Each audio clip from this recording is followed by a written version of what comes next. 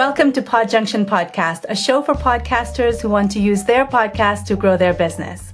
I'm your host, Sadaf Beynon, and today I'm joined by Jason Greenwood. Jason is the host of the Ecommerce Edge podcast, a show that is over 400 episodes strong and full of e-commerce tips and expert chats. As you can probably tell, Jason loves helping brands thrive in the e-commerce world. Jason, welcome to the show. Thank you so much for having me. I am super excited to be here and chat to you all about podcasting today. And yeah, I'm definitely a little bit of a podcast junkie, so absolutely love it. Oh, that's awesome. Jason, it's great to have you. Thank you. All right, so in this episode, we're going to explore how you've leveraged your show to drive business growth, build authority, and create valuable networking opportunities, all of which I am very much looking forward to. But before we get into that, Jason, for the sake of context, tell us a bit about your business and the inspiration behind the Ecommerce Edge. Absolutely. So interestingly enough, my goal behind establishing my podcast wasn't so much to drive business for my own personal business, because I've only, I started my podcast way back in 2016, and this was before I ever had my own independent consultancy. And so I was running agencies, I was building brands, I didn't have my own practice. And so when I first started my podcast, it was primarily, there were two big reasons behind that were not necessarily directly commercially related. One is, if you want to have discussions with people in your industry and you want to just have a chat, you want to swap war stories, you want to learn from each other, you want to create an environment where you can have these deep and meaningful conversations, it's very difficult to do that outside of having a podcast. Because let's say I have someone that I find really interesting or intriguing on LinkedIn, and I reach out to them via DM and I say, hey, look, I'd love to grab a virtual coffee with you for 15, 30 minutes and chat, talk shop.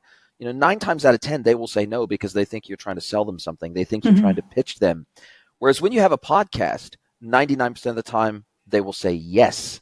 And especially once you get over 10, 20, 30, 50, 100 episodes, all of a sudden now you have a level of credibility that is very difficult to get any other way. And so being able to have conversations with thought leaders and experts in my industry, very difficult to do outside of the podcast realm. Second thing is, I didn't, when I looked out across the pantheon of e-commerce podcasts in the world, and there were many of them, and there were some very, very good ones, even some that I regularly listened to, most of them focused on merchant stories and digital marketing. None of them that at the time, there's been a few that have come along now, but at the time, there were none of them that talked about e-commerce through a technical and operational lens. And that's my background. My background is tech and ops, senior solution architect, consultant. And so I look at the world of e-commerce very much through a technical and operational and data lens.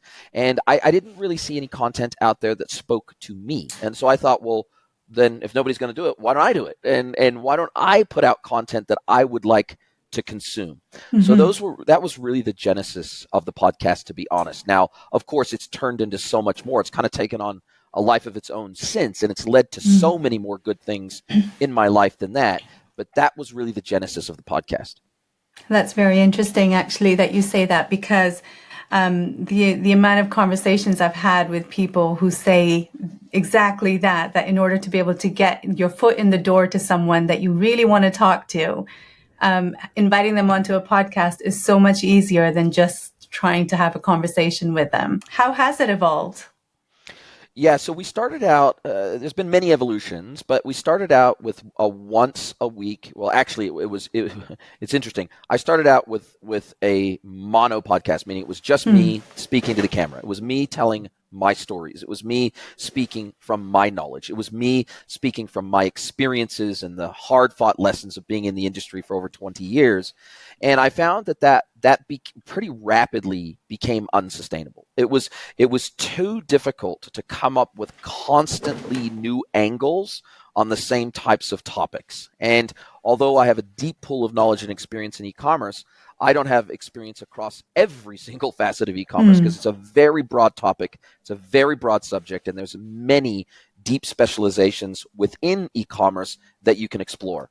And so I pretty rapidly, after the first, I think it was 30 episodes or so, I had to pretty rapidly pivot into an interview style podcast. So that was the first major change. Went from a solo podcast, me looking at the camera, me talking about my experiences, to me doing interviews and talking with experts in their fields, and oftentimes in areas that I was not an expert in. Mm-hmm. Two, we made the pivot. So initially we had one podcast episode a week, what was very infrequent to start with. Then we standardized onto one episode a week talking about specific e-commerce technology. But latterly, and this is within the last couple of years, we added 2 new episodes per week to the podcast. We now release 3 episodes a week. Monday is a mentorship episode, which is I occasionally will have guest mentors on the podcast to talk about specific topics, but most of those episodes come from my one-to-one mentorship. I have a free mentorship program, a free e-commerce mentorship program, where I will record snippets of those mentorship sessions with my guests, and then I will collate all of those together around a specific topic and then put those out as a Monday episode. Cool. Then we added the Wednesday episode, which is a B2B commerce focused episode. And that was added after the mentorship episodes because I noticed a massive shift in the industry starting a couple of years ago, which is B2B e-commerce really started to come into its own. It started to become a thing. Specialists from that world really started to get religion around putting out content. And so it really became a focus of my consulting, and therefore it became a focus of my content. So we still have the Friday episode, which is a tech-focused episode, which is kind of the OG episode. But now we have those 2 additional episodes a week, mentorship and B2B. So that's kind of how it's evolved over the years. And we're now at over 400 episodes, and it's very, very exciting. It does sound really cool because I see, listening to you speak, I can see that you're responding to what's happening in the industry and where you see the gaps are and where the needs are. And so I can imagine that those conversations would be very valuable to your listeners. And valuable to me. I'm not going to lie. I get a chance to speak to people that are absolutely geniuses in their field. People of every color, shape, size, gender, and coming from very different facets of the industry than I do. And so it's an opportunity for me to do deep learning on specific facets of our industry that I don't know enough about. And so it absolutely is, it's not just a chance for my audience to learn, but it's absolutely equally a chance for me to learn about in deeper ways. Despite the fact that I've been doing this 24 years, the reality is there's no way you can learn everything, right? It's really difficult. And so being able to speak to experts in their specific field is something that is massively rewarding for me, just to make sure that I am staying at the cutting edge of my industry as well. Yeah, absolutely. And going back to what we were saying before, tapping into some of these people that you wouldn't otherwise have had an opportunity to speak to, the podcast is great for that, isn't it? Yeah, absolutely. And also what I like to do is I like to give my guests a platform to speak to the world that they might not otherwise have, because I have had the privilege of meeting a lot of these people at conferences, private events, dinners, activations, things like that. So I'm very fortunate in that I speak at a lot of conferences. I go to a lot of events. I lead a lot of events. I help to judge e-commerce competitions, and I try to be as involved in my community as I can possibly be. And by virtue of that, I get access to people that I may not otherwise get access to. But by the same token, those same amazing individuals don't often have a platform of their own. So unless they've got a podcast, or unless they've got a newsletter, or unless they're speaking at conferences or whatever it might be, oftentimes their knowledge is kind of just stays trapped up here, except for maybe the individual clients they work with on a daily basis. And so what another goal of my podcast is to expand the hive mind of knowledge in our community by giving a platform to people that otherwise wouldn't have a platform to speak out about their knowledge and share their knowledge with the wider world. Because I believe that a rising tide floats all boats. And so the more that we share our knowledge, the better we collectively as an industry we get, the more trustworthy we become, and the more trusting the buying community becomes. And therefore it benefits us all. It actually grows the pie. So that's another main goal that I have with the Yeah. podcast. Yeah, fantastic. Yeah, that's so true. Jason, when we first spoke in our pre-call a couple of weeks ago, you said that your podcast is a big driver of business for you. So let me ask then, how do you leverage your podcast as a tool for business? Yeah, it's interesting. Like I said, I never really set out, because I didn't have my own consultancy at the time I started my podcast. I was actually working inside of a brand. And so the genesis of the podcast, in fact, all of my content, I have to give credit where credit is due. And a lot of credit is due to Gary Vee. Now, no matter what you think about Gary Vee, the guy has been preaching the content game, the jab, jab, jab, right hook game for, like now it feels like, over a decade. And so the reality is I was a great fan, listened to a lot of his content back in the day, very early days of Gary Vee before he became this global phenomenon. But one of the things he preached over and over and over again, and I got sick of hearing, frankly, was if you think you're a thought leader, how can you be a thought leader if you don't put your thoughts out into the world and open them up to critique? Mm-hmm. And so he just kept saying that over and over and over again. And I did fancy myself, to be fair, not arrogantly, but I did fancy myself as a little bit of a thought leader in industry because I'd been in it for so long. It wasn't so much that I thought, oh, I'm special or I'm a genius. It was more like, man, I've been doing this for a really long time. So I'd like to think I have a pretty deep understanding of how our industry operates. And maybe I have some unique lessons to share with the world. But I never really, I was more of a consumer of content than a creator of content. And I didn't want to be that anymore. I wanted to contribute back to an industry that had given me an amazing lifestyle. So working in the e-commerce space, it's given me the opportunity to be a digital nomad. It's given me the opportunity to travel the world. It's given me the opportunity to do things that I wouldn't have been able to do, I don't think, in almost any other industry. And therefore, I have a level of gratitude to my industry. I think of my podcast almost like a love letter back to my industry, right? Mm-hmm. Because this industry has been so good to me and I've made so many close friends over the last 20 plus years that I wanted to give something back, right? And so Gary Vee just kept hammering that home. You think you're a thought leader, shut up and start creating and then open up your ideas to critique by the wider world. So I started out with which was more like a vlog, a mono vlog. Then I started putting out a lot more written content on LinkedIn. And then a couple of years after that, I really started to get serious about this podcasting thing. And so I've been going pretty hard in the content game for about 9 years now. And in fact, in that first 5 years, I posted almost every single day to LinkedIn. I barely missed a day.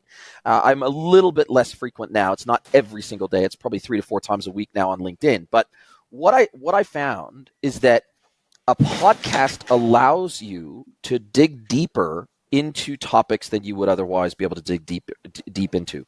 Secondarily, it gives me a chance to show my capability, my knowledge, my experience just through the questions that I ask. So it basically allows me to demonstrate expertise by asking, hopefully, what is extremely smart questions of my guests, and hopefully being able to have and facilitate a two-way dialogue about what is often very complex subjects. And so, I think that for me, it didn't start out as an intention to grow a business, but it has massively benefited my business. I have generated business from guests who said, hey, I know you do a podcast, but what do you actually do? Like, what do you do as a consultant? What is your job? Like, how do you do what you do? And that has turned into business opportunities.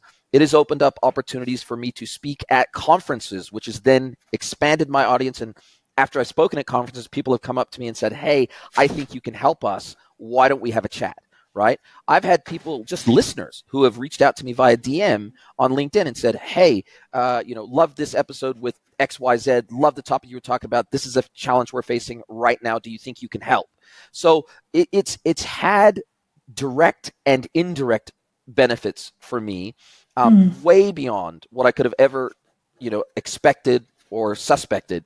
And, I just have to, again, go back and give kudos to Gary Vee, because Gary Vee said, when you start putting out content, you have to trust the process, because you don't know where your content is necessarily going to land. You don't know who's going to consume it. You don't know how it's going to impact them. You just have to trust the process, and you have to trust that if you do it long enough and with the best of intent, good things will happen. You may not know exactly what those good things are, but good things will come out of it. And that has absolutely been true in my case. And again, like I said, when I first started out, had no idea all the good things that would come out of it. When did you start noticing, or when did you think that you were actually going to benefit from doing this? Like, when did you see the value in it? Maybe is a better way to put it. Look, it was a slow burn, I'll be honest, and it's still a slow burn. I'm not going to lie. I produce a very niche podcast for a very niche audience, and I'm not trying to be all things to all people. Yeah. I'm not trying to be a digital marketing podcast, which would probably cater to just about everyone in the e-commerce world. So I'm very niche, and I intend to stay that way. I have no desire to be all things to all people, because I think my personality is a little bit polarizing. Some people absolutely love me. Some people can't stand me. They can't stand my voice. They can't stand my vibe, and that's fine. People self-select in or out. I think, there's this saying in the creator community, your vibe attracts your tribe, right? And I'd like to think that my vibe's pretty special. It's pretty unique. It's very me. It's very Jason. And if you've ever met me in real life, I'm exactly in real life, exactly like I am online. And I just don't pull any punches. And I call BS where I think it exists in the world. And, and so I think that it took probably 100 episodes for the world to start taking me more seriously as a podcaster and as a content creator, because up until that point, pod fade is a thing. And I think the statistics are something like 94% or something of podcasts never get past episode 20. So I think if you can get past episode 20, 30, 40, 50, you pretty rapidly start to build up an element of credibility if people can count on you to release episodes with consistency, so you become part of their daily routine. So I've got 5 or 6 podcasts that I listen to, like, with almost religious fervor every single day, or at least every single time they release an episode. It pops up on my Spotify homepage, and as soon as there's a new episode out, I just automatically hit play because they're part of my routine. I walk my dog 3 times a day. I do over 10,000 steps a day, and what do? Every single time I walk my dog, I'm listening to podcasts. So it's part of my daily routine, and so I'd like to be part of other people's daily routine. I'd like to be so valuable that those 3 days a week, that Monday, Wednesday, Friday, when I release my episodes, they can't wait to see that pop up on their homepage of Apple Podcasts or Spotify or YouTube or wherever they watch or listen to me. I wanted to also ask you about LinkedIn. So you said that you posted every day to LinkedIn. What was your thinking behind that? What was the reason for that? In our industry, there used to not be. There's a little bit more spaces now. There are more spaces now for our community to gather. But 5, 6, 7, 8, 10 years ago, if you wanted to become known about a topic, if you wanted to put content out and become known as a specialist in a thing, there was hardly any other place that you could do that. Like, obviously, if you were into fashion or you were, a creative brand or whatever, then maybe Instagram or, latterly TikTok, etc., would be a great place for you to put out content and grow an audience. But if you were technical like me and you worked in a technical field, there was really no place for us to put out content on a regular basis that would find an audience other than LinkedIn. And so I started putting out content just every day. I started put out content about news articles, other happenings, events, activities in our industry, talked about things I was learning, talked about things I was doing, talked about projects I was working on. I was trying to just put out, talk about every aspect of our industry as often as I could. And I found an audience on LinkedIn that was really supportive of what I was doing. They were supportive of my content. They were appreciative of my content. I felt like almost I had found a home, so to speak, for my content on LinkedIn that I hadn't found anywhere else. And, my following pretty rapidly grew. I've got over 33,000 followers now on LinkedIn. And I just found that the sense of community, because I was one of the very early creators on LinkedIn. And so I found that I was one of a group of early creators that started to produce content on a super regular cadence for that platform. I never really got into X/Twitter. I never really found any traction on Twitter. I tend to write longer form posts. And so Twitter wasn't really for me anyway, because it was too short form. It was too punchy. It was a little bit too much to the point to where I couldn't communicate a cohesive idea or concept in that short of a space. And so a lot of people in my industry love Twitter/X, and they post there very regularly. They have a massive, multi-million following there. I just never really figured it out. I never really figured out how to get cut through on Twitter, but I figured out how to get cut through on LinkedIn. And that was that more medium form, not full-blown articles, not tweets, but something in the middle, something where 2 or 3 paragraphs worth of content, maybe an image, maybe a short video, walk and talks, things like that, different formats, and then latterly carousels and different formats of content. Now over the last 2 years, they've really changed the algorithm quite considerably. It's much harder to get cut through on LinkedIn. But in those early days, the free organic reach on LinkedIn was phenomenal. Like I would get, in some instances, I would get 20, 30, 50, 100,000 views on my posts. It was just phenomenal. The free organic reach was crazy in those early days. It's a lot harder to get cut through now. If you get 10,000, 20,000 views on a post, you're doing very well on LinkedIn now. It's still a great opportunity. Don't get me wrong. I mean, even if you get 1,000 views on a post, if I go to a conference and I speak at a conference, there's 1,000 people in the audience, I'm pretty bloody happy, right? Yeah. So the reality is it's still a great place to produce content, but those early days were it felt like a really special community of creators was being built there. And I was super proud to be a small part of that from pretty early on.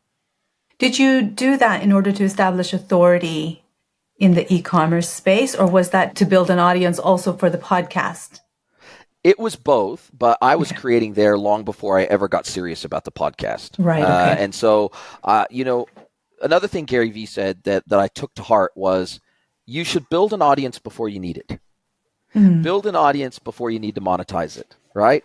And the longer that you can create content of super high quality before you try or need to monetize them, the better off you will be.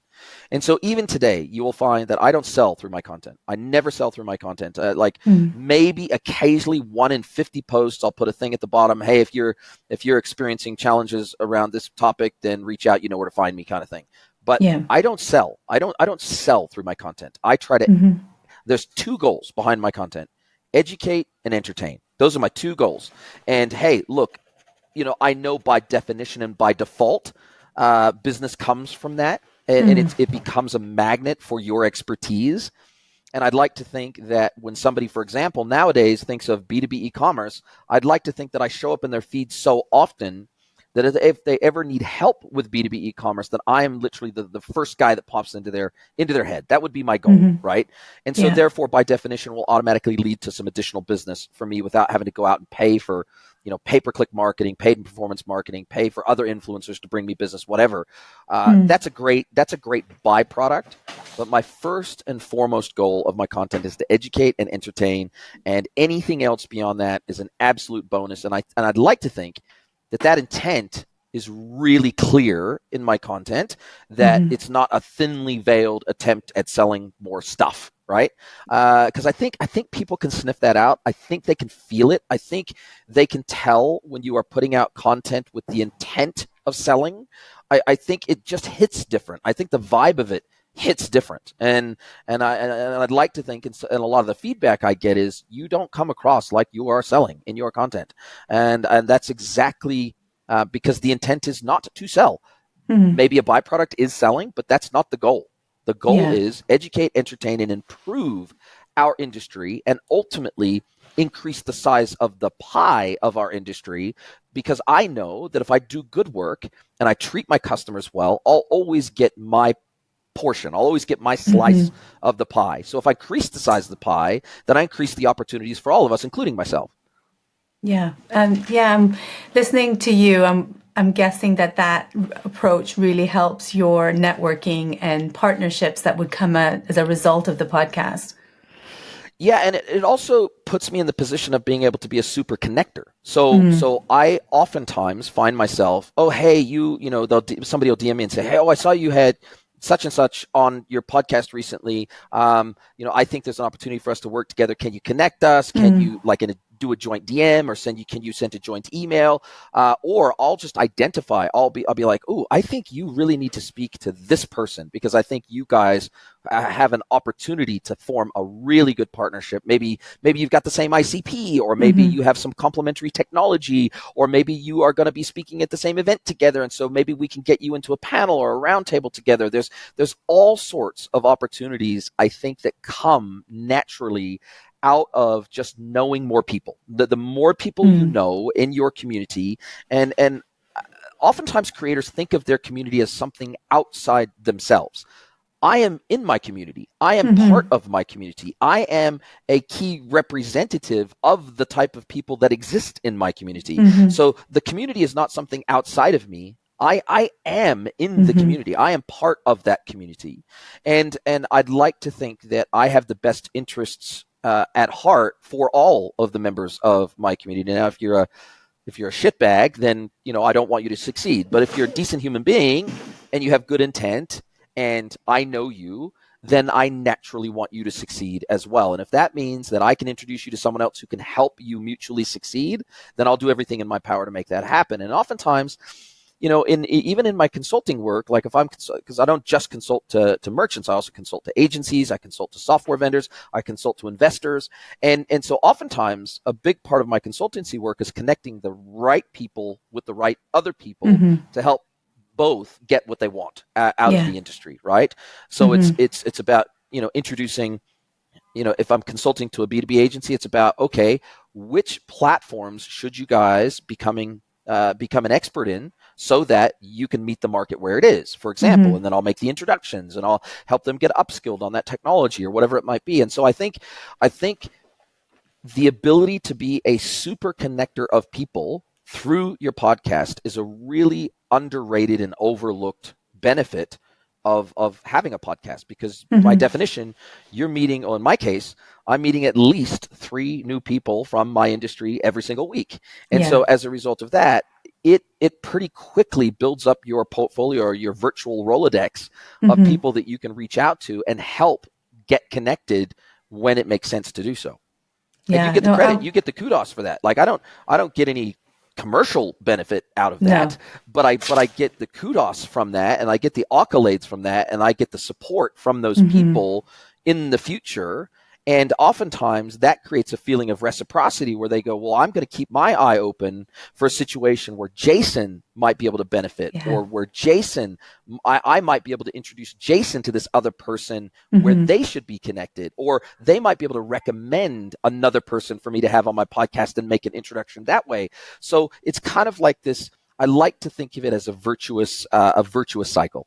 It's a pay it forward, isn't it? Yeah, totally. I really liked what you said about understanding that you are part of the community. And I think that really gives you firsthand experience of what your audience is. If you can get that, if you can get your head around that, I think it can really help you understand your audience as well, can't it? And I've never really understood the concept of a community manager, for example. Like I couldn't hire someone to manage my community, right? I couldn't do that. Because they might not be interested in the same things I'm interested in. They might not be interested in e-commerce. They might not be interested in the technical and operational aspects of e-commerce. They might not even be interested in going to events or taking part in events or speaking at events or being part of roundtables or Q&As or panels or fireside chats or anything like that. They might just be like, well, this is a job. I get paid to do this. So I don't have a natural affinity for it, but I'll take your money to do it. And so I've never really understood that concept of a community manager role for people who are not interested in those topics or those subjects or having come from that community. I think if you're going to be a community manager, you should already be in those communities. You should already have those interests at heart. I think it can only come across as authentic if you are from that space and if you have a natural affinity for it and a natural interest in it, and it doesn't necessarily have to be just business communities. It could be something that's just a hobby or a passion or a sideline or something that you're learning or studying. It could be almost anything. It doesn't have to be something that you make money from. But I think in order for you to succeed as a creator, you actually have to enjoy the content that you're creating to the point where you would actually consume it if somebody else created it. Like that, Yeah. that's the lens I always try to create through. I think, God, if somebody else posted this LinkedIn post, would I stop in my feed and even read it? Or would it bore me to tears? Would it be interesting to me if I was in that community? Would it be interesting to me? Would it freeze my scrolling thumb? Right. And I don't always hit, I'm not going to lie. I don't always hit the mark. And I'm sure that there's plenty of posts of mine that people scroll on by and go, well, that was a crap post. But I try. The goal in the intent always is, can I create something that is interesting enough that I would stop scrolling and watch or listen or read? That's a really good point. It's a really good perspective to keep in mind. I agree. Yeah. You were talking about being a super connector and how you found that to be like really beneficial as a podcaster. If any of our listeners are wanting to become better connectors, what's a way to do that? Yeah, look, I think that you have to create opportunities to create content at scale. Right. So my podcast automatically by definition creates opportunities for me to reach out to people and have conversations and say, hey, would you like to come on the podcast? Send them an invite, send them a link to the form, send them a link to the booking calendar where they can book in, trying to make it, I think, reducing friction to engaging with you and your content and helping you create content. Anything you can do to reduce that friction for you and for them is going to make life easier, right? A whole ton of people, when I reach out to them and ask to be on the pod, they'll say, oh, do you want to do a pre-call, beforehand to plan it? Now, I don't do pre-calls. I'm probably, I don't know, maybe I'm one of the few in our industry. I'm better off the cuff. I am better conversationally. I am better when things aren't scripted. I am better when things aren't pre-planned, because I know for a fact that comes off as more believable, more trustworthy, more authentic. It just works for me. Now, that won't work for everybody. Some people need a very, both guest and host, sometimes they need a very clearly delineated outline of what's going to be discussed. Here's the question so that they can prepare answers in advance and everything else. And those type of guests aren't for me. And so if they require that, I simply say, we probably won't be a great fit. Wish you all the best. And I'm willing to walk away from opportunities where a guest requires a script. I've probably walked away from 20 or 30 interviews where the guest, maybe they're a representative of a corporate or something like that, and they need the script to be vetted and approved by legal before they can even appear on a podcast. That kind of interview never works for me. And so I think that you have to be really clear about your expectations of being authentic in your own content. Because if I caved, right, like let's say and there have been some what would have been badass guests with very big names that I've had to say no to because they require a very delineated script and it has to go to legal for sign off before we ever record. And in most cases, they also say, even if you stick to the script, we are going to need to see the recording, the raw recording. We're going to review it. We are going to have legal authorize it before you can even release the episode. And that just doesn't work for me. And it doesn't work when you're trying to release 3 episodes a week. Yeah. You need to have a very fast turnaround time from the time you record to the time you edit to the time you release, right?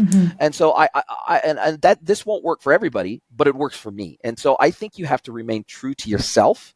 And I think if you do that, your content, whatever that is, and if that means you need to have a very delineated script that you send to every guest in advance, great. Do that. Stick to that. If that makes you more comfortable and it is going to make you come off as more authentic, then do that. I just think whatever that is, whatever it is about your personality that stands out and is different and makes your content different than somebody else's, stay true to yourself. And that will show. That will come through in your content. That will, again, your vibe attracts your tribe. And then once you do that, and once the authenticity comes through, it'll be like moss to a flame. You'll attract the right people to you. And oftentimes, those people will have interests that are aligned with yours and with each other. And that creates natural opportunities to introduce people. And that's I just can't say it any more clearly than that. Just be true to yourself and be true to your audience and don't pander. So that's another. I do not pander. I do not pander in my content. I don't pander. I don't do it. I refuse to do that because the truth will eventually come out. It always does. No, I really like what you said. Being authentic to yourself, your content, and being consistent in whatever it is you're choosing to do. Those are really valuable pieces of insight. Thank you. Jason, you've talked about your podcast format a couple times now, actually more than that probably, but I wanted to dig into that a little bit. You've got Monday mentorship, Yep. Wednesday B2B, and Friday tech. Why do you use this format? Why have you chosen to do it this way? Yeah, I think one of the reasons why I added the 2 additional episodes per week was, first of all, I knew that in order for you to generate an audience that is sticky, and I know this even from my own listening habits, podcasts that have 1 episode a week, they are less sticky in my playlist because they don't turn up on my podcast homepage as often. And so it's easier for me to forget they exist. It's easier for them to fall out of rotation than my favorite are podcasts that are 5 days a week. My favorite is when I can listen to if I like a podcaster, I want to hear an episode from them every single day of the week, ideally 7, but at the very least, like weekdays, I'd love to hear from my favorite podcasters every day of the week, right? And get their hot takes, latest spicy news, whatever it might be, talking to amazing guests, all that sort of stuff. I follow Dave Ramsey and I follow, a few other amazing podcasters in the world. And the ones that I like the most tend to put out 3 to 5 episodes a week, right? So I knew that in order for me to become stickier with my audience, I needed to put out more episodes than 1 per week. But I also needed to create an environment where I could produce more than 1 episode per week. And so I also wanted to help my community in a more one-to-one capacity via mentorship. And so I was like, cool, I can marry these 2 concepts together. I will run a free one-to-one mentorship program with 6 monthly intakes and cohorts based on application. At any given point in time, I'll have between 3 and 5 mentees that I will meet with once every 2 weeks, and we will have a session together. And we will go through all the things that they want mentorship on. And I thought, well, that's great one-to-one, but I can turn that into one-to-many. So I will always give my mentees a chance at the beginning of our conversation to talk about anything that's private or commercially sensitive. I don't want them to think that I'm going to release stuff that they don't want released. But if they are talking about things and asking questions about things that I think have broad application and will be broadly helpful to my audience, I will ask them, can we record this piece? Because I think this topic is not just helpful to you. I think it's helpful to everybody in my community. They'll say yes, then we'll record that piece. And so just by creating an environment where I can create on a regular basis around mentorship, that now creates an opportunity to record mentorship topics that are really relevant in the moment to the community at that time. And that created an environment where I could routinely put out content that I thought would be helpful in that moment. Second thing is, there were a lot of people that were coming to me and asking to be on my podcast that didn't fit in B2B or tech, but they had knowledge that they wanted to share with my audience more broadly around e-commerce, but they didn't fit the mold of my other 2 episodes. So by bringing them as guest mentors on their topic of expertise, that was another opportunity to expose new people to our industry. So all of a sudden I had 2 new opportunities to create to create episodes that I could put out regularly. Then from a B2B perspective, I knew that B2B was hot, but I knew that the B2B community of e-commerce in itself, they're a much smaller, really tight sub-niche of the broader world of e-commerce, because most of e-commerce, something like 80+% of e-commerce today, is B2C and D2C. It's probably only 20% roughly of e-commerce today is B2B. And so it's a much smaller segment of the community, but that by definition means it's a very underserved segment of the community. And so by opening it up to saying, well, it doesn't matter whether you're a consultant, an agency, a platform vendor, a community organizer, it doesn't really matter what you do around the B2B e-commerce space, you'll be a good fit, because we're talking totally focused on B2B e-commerce. And then the tech side, I didn't really see many people, if at all, focusing deeply on both specifically on e-commerce platforms, but e-commerce enablement technology. So all of the ecosystem of technology that supports e-commerce transactionality on the front end. There's a whole stack. There's a whole entire tech stack that sits underneath the world of e-commerce to make commerce possible. And I wanted to be able to bring that to the table. And so this felt like 3 massive buckets of easy opportunity to create content around at scale. And I think that's the key. Is I was thinking, can I do this each and every week? Can I get enough guests? Can I get enough topics to create an episode around each of these buckets each and every week for the foreseeable future, for at least the next, say, 2 to 5 years? And if I can't, then I probably shouldn't do that, because it will not be sustainable. And so it's about, how can I create sustainable topics that I can address a minimum of 3 times per week. And I've found that cadence, and it seems to be working pretty well so far. Yeah. So you've talked about making your podcast more sticky, so people they're aware that it's on their radar and they're always listening to it and want to produce at scale. So how important do you think it is to experiment with the different formats? I think it's really important, right? Because audiences get bored, right? And they need new things. So, for example, I'm just in the process of recording a series. And it'll be my first series on the podcast, and it's for the B2B episodes. And it's specifically about PIM and MDM, product information management, and master data management for B2B merchants. And so I've actually partnered with ThoughtSpark, who are PIM and MDM enablement specialists for agencies that deliver PIM MDM solutions to the industry. And so we're going to put out 3 to 4 episodes as a series on this specific topic, so that we can dig really deep into this topic. And so I've never done a series before. They've always been standalone episodes. And so I think that the idea behind the series is, A, to be able to go deeper, but 2, to keep people coming back for more. So if they liked episode 1, for example, then I want them sort of gagging for episode 2, 3, and 4, right? Or if they come in to episode 2 and that's the first one they hear, I want them to go back and look for episode 1 and 3 and 4. So I think for me, creating mini series are something I'm exploring really hard this year. And I'm probably going to do 2 or 3 more series this year, because it's easier, instead of having one unique topic for each episode, to be able to really create an outline that can span 2, 3, or 4 episodes. And the great thing about my partnership with ThoughtSpark is they got like 100 people in their company. So, I can have multiple people from within their organization with deep specialization within their capability set come on as guests as part of the series. So I don't have to have just the same person in every episode of the series. And so it's a chance for them to show their expertise, but it's a chance for me to show mine at the same time. And we already have, like, I'm formally partnered with them. So so I'm a pure consultancy. I don't do implementations. So I don't do implementations of PIM MDM solutions. I scope them and I architect them into the stack, but I don't do the work. I don't do the doing.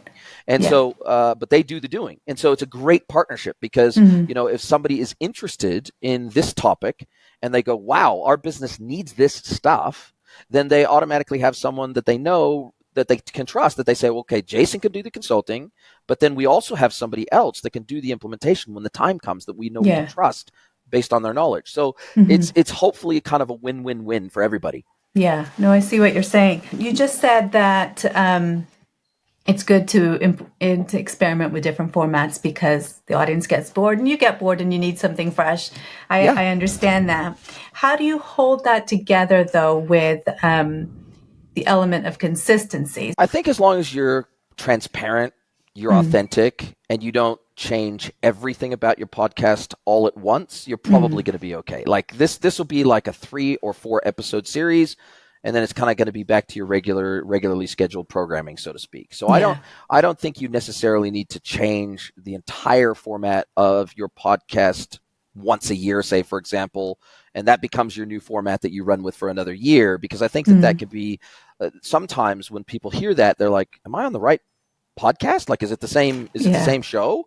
But even some of my favorite podcasts have gone through phases that I didn't like. Right.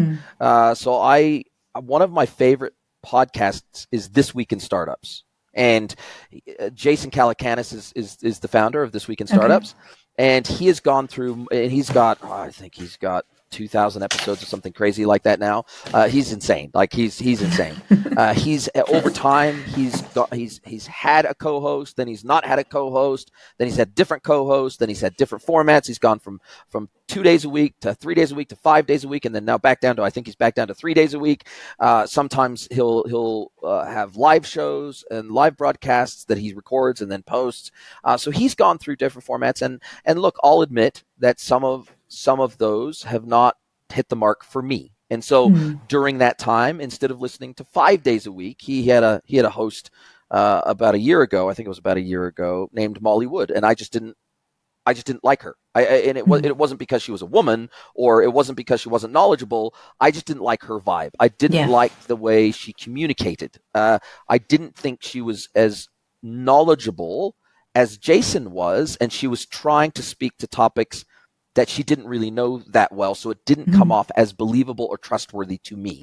And so I became less of a listener. It didn't mean I didn't listen at all. I just didn't listen as frequently and maybe with as much consistency.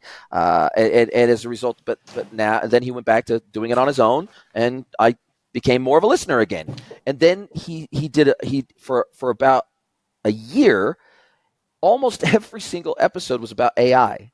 And he like 80% of his content became about AI, and I'm like, I like AI, but I don't really want to listen to 80% of your episodes be about AI. This is getting a little bit monotonous, right? And so again, during that window, I became less of a listener. Didn't mean I didn't listen at all. It just meant I became less of a listener, and I would avoid those episodes, and I'd focus on the 20% that were not about AI. And so I think that everybody has to experiment, and they also have to continue to get joy out of what they're talking about. Otherwise, they won't be consistent with it either. So I don't blame Jason for going down these different rabbit trails and making sure that he continues to enjoy what he does and has more free time because he brings in a co-host, all that sort of stuff. I have no issue with that. But you just have to be aware that if you do that, you will alienate a certain portion of your audience that have come to love whatever format came before. And so you just have to be aware of that, and you have to be ready for it. You may grab a whole new audience using the new format or the new co-host or whatever it might be, but you may alienate a portion of your old audience. And that isn't necessarily, it is not necessarily going to cause your podcast to tank, but you do have to expect it because it will happen. Yeah, that's really valuable what you're saying. And actually something else you've just said about you have to get joy out of it. And towards the beginning of this episode, you said your podcast was like a love letter to the industry. So I can see that really coming through, both of those things as you've been talking. Yeah, it's absolutely the truth, and I hope that my audience feels that. I hope that it feels genuine to them.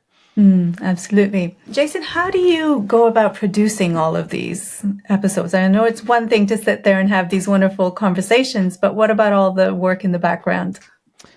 Yeah, I'm a little bit unique in that I'm the only podcaster, at least in my niche, that I'm aware of that does everything himself. So I don't have a team. So I do the recording myself.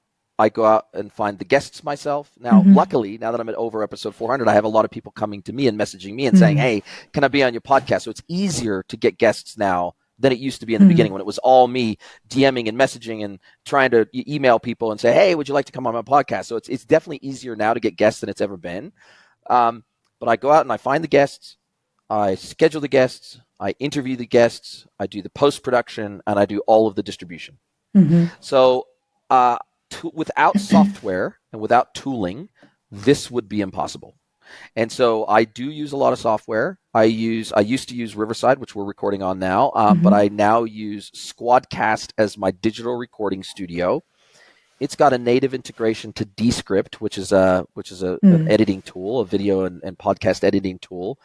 I do the first major edit in Descript, so I'll remove all the filler words, I'll remove all the word gaps. They have a function called Studio Sound, so if the audio isn't quite perfect, it'll clean it up, it'll make it sound really good, and that'll be the first kind of cut that I take. Then I'll export that out of there, and then I'll do the final edit in a platform called Camtasia. So I'll add the intro, I'll create the clip art for the episode. I'll create that in Canva.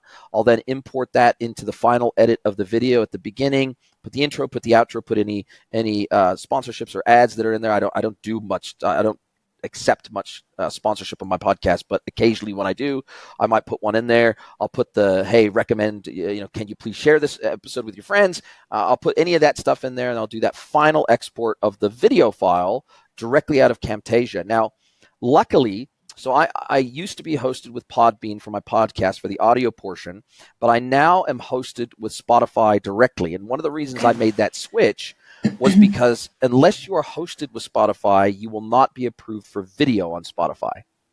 So when I made the shift to Spotify hosting, they also approved me for video on Spotify at the same time. So my podcast goes out if you're watching the video on your Spotify mobile app, for example, then you'll see the video. If you're listening, and they also distribute all the audio version of the podcast automatically, and I don't have to upload one video version and one audio version. They take the audio from the video and automatically distribute it to other audio channels like Apple Podcasts and all the other audio only channels.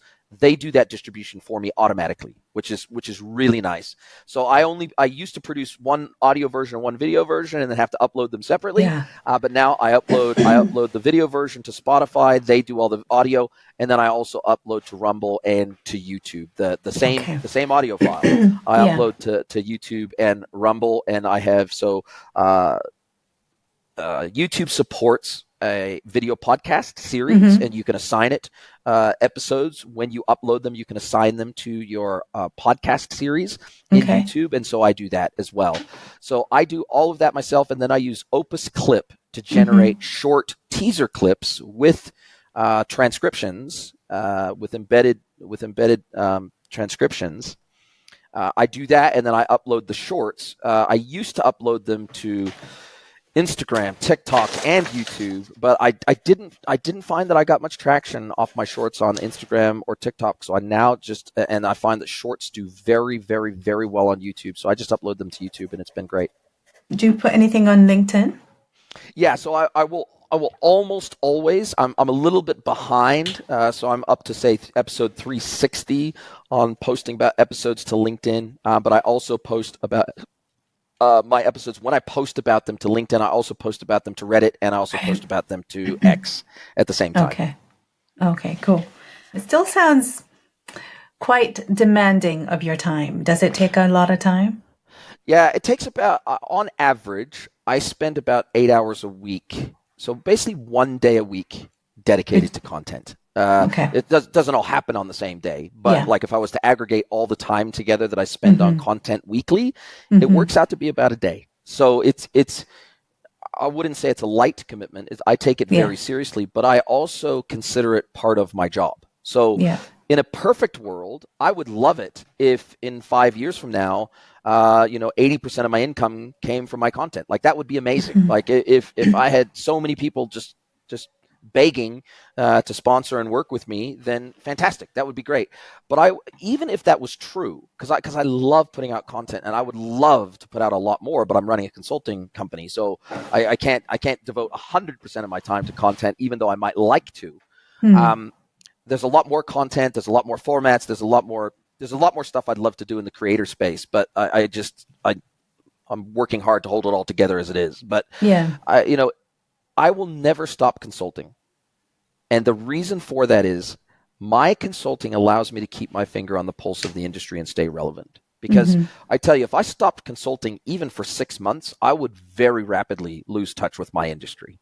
I would very rapidly lose touch with my community. I would very rapidly lose touch with the challenges that people in my industry are facing every single day. But by being a consultant, I keep my sword sharp, and I keep my finger on the pulse of what's happening in our industry. By going to conferences, I keep my finger on the pulse of what's happening in our industry. So I will always consult. I may drop back to only having a couple of clients a year if I'm focusing a lot more on content. Let's say 80% or 90% of my time was going towards content because I'm able to make a great living from that. Fantastic. That's great. but I will always consult because I think it's really, really important to have authenticity born out of experience. I think that's super critical. Sure. What advice would you give to someone who's starting a podcast to grow their business? Be prepared for a long period of not much traction. Be prepared. This is a very, very easy industry to get into, and it is a very difficult industry to succeed in. Meaning that, and this is why pod fade is a thing. This is why most podcasts never get past episode 20, because most people, if they get to episode 20 and they don't see much traction, they're only getting 2 listens an episode by episode 20, they give up. And they say, well, this is a waste of time. Why would I put all this effort and energy into a podcast that's not going to go anywhere, right? You have to trust the process, like Gary Vee told me 10 years ago. And he was pounding in my ear every single day, every single episode of his that I watched or listened to. He was just pounding into my ear, trust the process. Good things will come. You may not know what those good things are when you start, but trust me, good things will come. But, grit, persistency, consistency, these are all traits that in our short attention span world today, people don't like. They want to go viral from the first episode. They want to go viral from the second episode, the 5th episode. They want to have 1 million followers tomorrow. They don't want to do 8 hours a week of content production for years before they find success. And this is more often than not, unless you just get lucky, unless you just happen to have a guest that has 1 million followers and they post it out to their 1 million followers and you automatically, draft off of their success. Or, you may hit a home run on your first episode, but it's unlikely.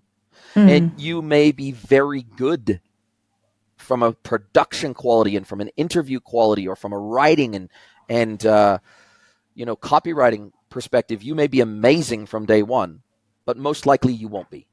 And that's okay, because the reality is your audience will grow alongside your skills and your capability. So when people tell me, God, aren't you afraid? Weren't you afraid when you first started putting content out to LinkedIn every day? Weren't you afraid that people would make fun of it, or they would challenge you in the comments, or they wouldn't agree with you, or whatever it might be? And I'm like, no.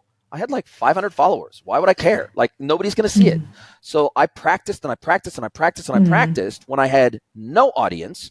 And then as I got better, as I became more consistent, as the quality of my content got better, so did my audience size grow. And so I think that people worry too much. You need more at-bats. You need to practice more.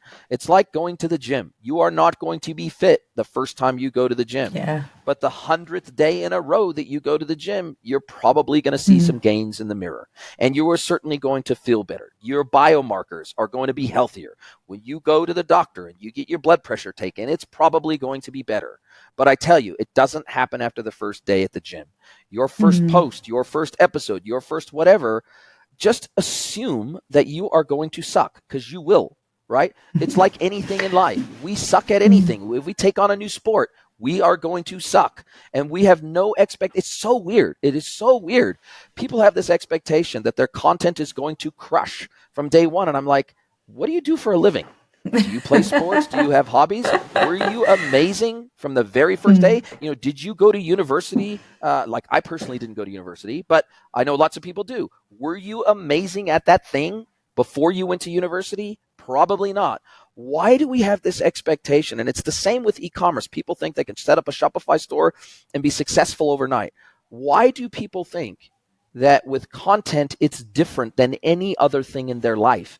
They will need to practice. They will need to refine. They will need to try things, taste things, try different formats, try different styles, try different tools, try different channels, try, image posts, long form text posts, short form text posts, videos, carousels.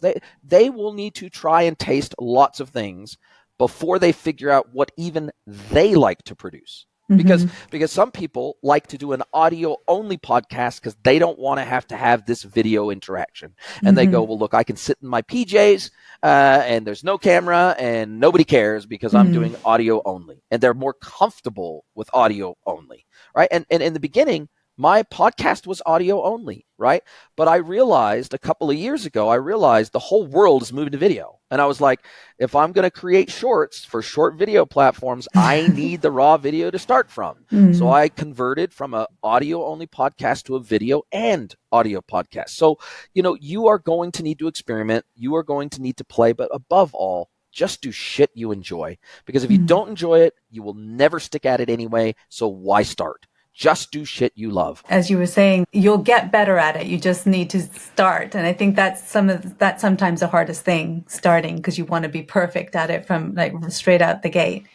But just know you won't. Just admit it to yourself. You will not be. It's going to take you probably, if you do a podcast, it's going to probably take you 50 episodes before you even remotely feel comfortable hosting a podcast. Like I was a little bit lucky. I've got an abnormally outgoing personality. I'm on personality tests, I'm 98% extroverted. That is an abnormal amount of extroversion that I get from my mother, right?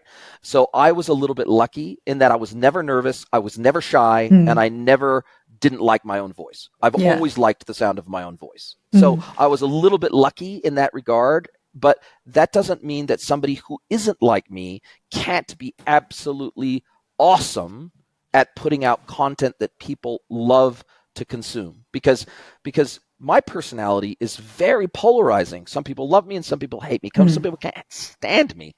And that's cool. That's totally cool. I want them to self-select out of my content, and they will self-select out of yours too. If they can't stand you, let them bugger off. Let the people who are true fans be attracted to you like moth to a flame. That's the foundation of your community. And they're out there because there are people just like you out there. You are you represent a certain strata of your community or your potential community. And you will, I don't care, you could be a purple alien and you will find people out there to resonate with. Everybody has it's kind of like getting married. There's somebody out there for everyone, right? It doesn't matter how weird and how off the wall you are and what you're, you might be the world's biggest Star Trek fan. Well, you'll probably find someone out there that's the biggest Star Trek fan too, and it will be like a match made in heaven. So it's exactly like that with content. You might be one of the weirdest, freaky motherfuckers out there, but you will find an audience if you stay at it long enough. You will find your tribe. Yes. Thank you, Jason. Appreciate you saying that. I'm really conscious of time. Something that I like to ask all my guests, and so I'm just going to throw this out there for you as well. If within 60 seconds, could you tell me why you think podcasting is such a great tool for driving business growth? I think it's a great tool because of its passive consumption ability, right? So I know me, I very rarely will I sit down and watch or listen to a podcast and do nothing else. 99.9% of the time, unless I'm maybe in an airport lounge and I'm literally just sitting there just listening to a podcast, 99% of the time I'm doing other things. I'm cleaning the house, I'm loading up the car, I'm walking the dog, I'm mowing the lawn, I'm doing whatever it is that I'm doing. I'm 99% of the time I'm doing other things. And I think that based on the conversations I've had with other podcast producers and listeners, they're exactly the same. And so I think it's one of the only passive content consumption mediums that exists in the market today. Because with video, you kind of got to watch, right? If you're nobody puts their earbuds in, puts TikTok on, and just listens. Nobody does that. They're looking at TikTok. Nobody puts their earbuds in and pulls up Instagram and just listens to content on Instagram. Or for that matter, nobody puts their earbuds in and listens to LinkedIn or to Reddit or to X, right? These all require visual consumption, right? Or YouTube for that matter. Occasionally people will, if you've got YouTube Premium and you can do it, you can run YouTube in the background, then maybe you'll listen to videos instead of watch them, right?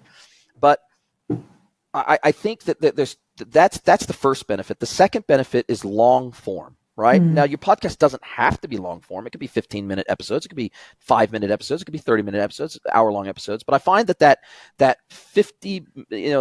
45 minutes to an hour is kind of the sweet spot. At least it's a sweet spot for me because I can go deep enough into a topic with a guest and let them go long enough to really understand the nuances of that topic without it getting boring. right? I'm not a Joe Rogan. I ain't going to be doing 3-hour podcasts anytime soon. An hour is about the sweet spot for me, 45 minutes to an hour. And once I edit it down, even if it's an hour of recording, it cuts it down to maybe 45, 55 minutes, right? And I find for me, both as the interviewer and for the guest, it takes the pressure off. We don't have to rush through things, but it is able to go deep enough. It is able to create enough interesting content for people to consume in hour-long chunks, or maybe they listen to the first half an hour on their first run of the day and they listen to the last 30 minutes on their last run of the day. So I think it's those two things: passive consumption and the ability to go deep on topics that's hard to do any other way, and there's no need to consume the visuals of the content. I think these are the things that make podcasting very unique as a medium, and ultimately they establish credibility for you and your business. Absolutely. Yes. Thank you very much. My pleasure. Jason, where can our listeners find out more about you and your podcast? Absolutely. So all you got to do is wherever you get your podcasts, just search The Ecommerce Edge with Jason Greenwood. We're everywhere. We're on every single podcast platform, also on YouTube, also on Rumble. So go and check us out there. You can also go to my website. I've got all the information about my podcast and an embedded player at greenwoodconsulting.net, and just click on the podcast link. It'll give you all the information and all of the sublinks from there. And I'd love to have you as a listener. And then, of course, I post about almost all of my episodes to LinkedIn as well. So you can go and connect with me on LinkedIn, Jason Greenwood. No problem at all. Awesome. Thank you so much. Jason, any final thoughts or upcoming projects you'd like to share? No, but I will be speaking at B2B Online Florida in November. I'm going to be the day one chairperson. And then on day two, I'm going to be hosting a couple of panels on a couple of very interesting topics around B2B e-commerce. So if anybody is in the B2B e-commerce space and they're going to be in or around Florida in November, go to the B2B Online Florida website and grab your tickets there. And I can't wait to meet you there and hopefully have a conversation and maybe even grab a beer together. Fantastic. Yep, we'll add all those links to the show notes. And to our listeners, thank you for tuning into Podjunction Podcast. I hope today's episode inspires you to think creatively about how you too can leverage your podcast for your own business growth. So be sure to check out Jason's podcast and his web link. If you found this episode helpful, we'd love for you to share it with someone who could also benefit. I'm Sadaf Beynon, and this has been Podjunction Podcast. Thanks for listening. Bye for now.